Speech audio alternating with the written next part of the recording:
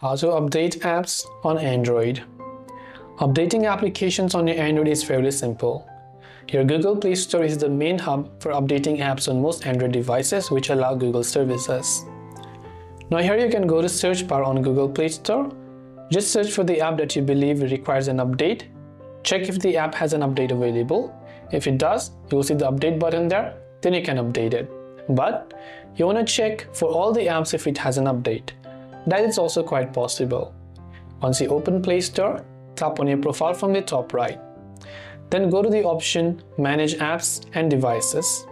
Here you can see updates available. When you tap on it, you'll be able to see a list of all the apps that requires an update. And to update them all at once, tap the Update All button. That's all it takes to update apps on Android. I hope the video helped you. If you have any questions, feel free to leave them down below. Thanks for watching till the very end of the tutorial, and see you soon in the next video.